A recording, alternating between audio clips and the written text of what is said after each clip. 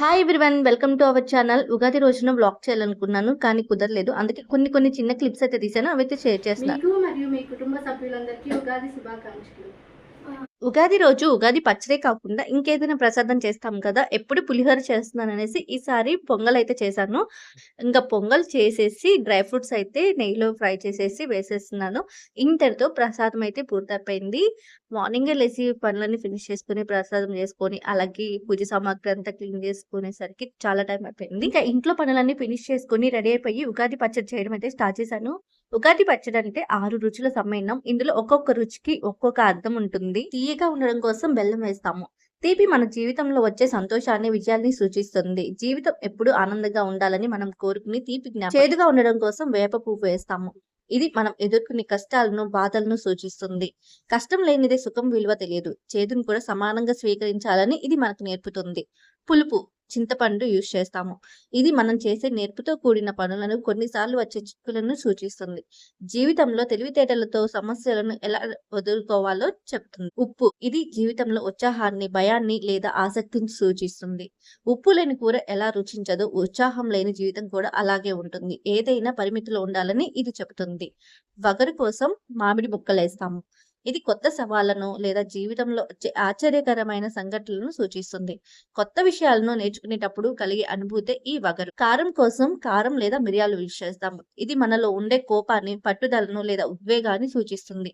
అన్యాయం జరిగినప్పుడు చూపించాల్సిన పౌరుషం మనలో ఉండాలని ఇది చెబుతుంది. ఈ 6 రుచులు విడివిడిగా తింటే ఎవ్వరికి నచ్చదు, కానీ అన్ని కలిపి ఉగాది పచ్చళ్ళ తాగితే అద్భుతంగా ఉంటుంది.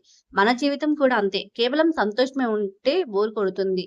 కష్టం, కోపం, ఆశ్చర్యం, బాధ అన్ని కలిస్తేనే జీవితం ఒక అందమైన కావ్యం అవుతుంది. ఇది ఉగాది పచ్చడి వెనుక ఉన్న పరమార్థం. ఉగాది పచ్చడి చేసిన తర్వాత దేవుడి దగ్గర పెట్టి పూజ అయితే కంప్లీట్ చేసాము. పూజ అయితే చాలా బాగా జరిగింది. ఇంకా ఉగాది పచ్చడి తీసుకోవాలి కదా. ఉగాది పచ్చడి తీసుకునేటప్పుడు మనం ఫస్ట్ ఏ టేస్ట్ తగిలితే ఆ సంవత్సరం అంతా అదే అనుభూతి ఉంటుందని అంటారు. మీరు ఏమంటారు కామెంట్ చేయండి. మీరు ఉగాది పచ్చడి తీసుకున్నప్పుడు మీకు ఫస్ట్ తగిలిన టేస్ట్ ఏంటో ఖచ్చితంగా కామెంట్ చేయండి. నాకైతే ఈసారి తీపి అండ్ చేదు ఒకేసారి తగిలాయి. అండ్ లైట్ గా కారం కూడా. ఏమో ఈ సంవత్సరం ఎలా ఉంటుందో చూడాలి. సో మీరైతే కామెంట్ చేయడం మర్చిపోవద్దు. ఇంకా ఇంట్లో పూజ చేసుకొని గుడికైతే వచ్చాము. తీరా గుడికి వచ్చి చూస్తే అస్సలు ఖాళీ లేదు. చాలా మంది అయితే వచ్చేసారు. కొంచెం లేట్ గా వెళ్ళాము ఖాళీ ఉంటదనేసి, కానీ ఆ టైంలో కూడా ఫుల్ గా క్రౌడ్ ఉన్నారు. ఉగాది పండుగ వెనుక ఒక చిన్న స్టోరీ ఉంది, తెలుసుకుందామండి. మనం జనవరి 1న న్యూ ఇయర్ జరుపుకుంటాం, కానీ మనకి అసలైన న్యూ ఇయర్ వచ్చేసి ఉగాది. భూమి తన కక్షలో ఒక కొత్త ప్రయాణాన్ని మొదలు పెట్టే రోజే ఈ ఉగాది. ఇంకా ఎగ్జాంపుల్ కి ఇంకా 2 చెప్తాను వినండి. పురాణాల ప్రకారం శూన్యంగా ఉన్న ఈ విశ్వాన్ని సృష్టించాలని బ్రహ్మదేవుడు నిర్ణయించుకున్నాడు. ఆయన ఈ సృష్టి కార్యకలాపాలను ప్రారంభించిన రోజే చైత్ర శుద్ధ పాడ్యమి, అంటే మన ఉగాది. అందుకే ఉగాదిని ప్రపంచం యొక్క పుట్టినరోజు అని అంటారు. కాలాన్ని లెక్కించే పద్ధతి అంటే గంటలు, రోజులు, వారాలు, ఏళ్ళు కూడా ఈ రోజు నుండి మొదలైందని చెప్తారు. మరో ఆసక్తికరమైన కథ ఏంటంటే, సోమకాసురుడు అనే రాక్షసుడు బ్రహ్మదేవుని వద్ద ఉన్న వేదాలను దొంగలించి సముద్ర గర్భంలో దాచిపెడతాడు. అప్పుడు మహావిష్ణువు మత్స్యావతారం ఎత్తి ఆ రాక్షసుని సంహరించి వేదాలను తిరిగి బ్రహ్మదేవుడికి అప్పగిస్తాడు. ఈ విజయం సాధించిన రోజు కూడా ఉగాది. అందుకే ఇది జ్ఞానానికి, కొత్త వెలుగుకి ప్రతీక. బ్రహ్మదేవుడు మొదటిసారి కనురెప్ప తీసి ఈ ప్రపంచాన్ని చూసిన క్షణం కూడా ఉగాదియే. రాముడు రావణుని ఓడించి అయోధ్యకు తిరిగి వచ్చినప్పుడు పట్టాభిషేకం జరిగింది కూడా ఈ ఉగాది కాలంలోనే అని అంటారు. అంటే చెడుపై మంచి సాధించిన విజయానికి గుర్తుగా కూడా ఈ ఉగాది వచ్చింది. ఇది ఉగాది పండుగ వెనుక ఉన్న కథ. మీకు ఎలా అనిపించింది కామెంట్ చేయండి.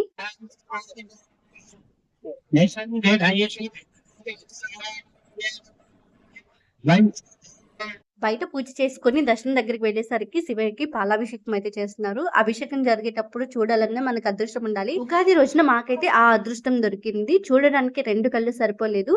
ఇంకా చాలా మంది పూజలు అలాగే అభిషేకాలు జరిపించుకుంటున్నారు. ఎక్కువ మంది క్రౌడ్ ఉన్నారు. మేమైతే ఇంకా అభిషేకం అయ్యి జరిపించుకోలేదు, ఎందుకంటే ఖాళీ లేదు. అండ్ స్వామివారి దగ్గర, అమ్మవారి దగ్గర గుడి మొత్తం డెకరేషన్ అయితే చాలా బాగా చేశారు. మేమైతే దర్శనం చేసుకుని ఇంటికైతే వచ్చేసాము. ఈ వీడియో నచ్చినట్లయితే లైక్ చేయండి, షేర్ చేయండి, కామెంట్ చేయండి. తప్పకుండా ఛానల్ ని సబ్స్క్రైబ్ చేసుకోండి. మీ అందరికి మరొకసారి ఉగాది పండుగ శుభాకాంక్షలు.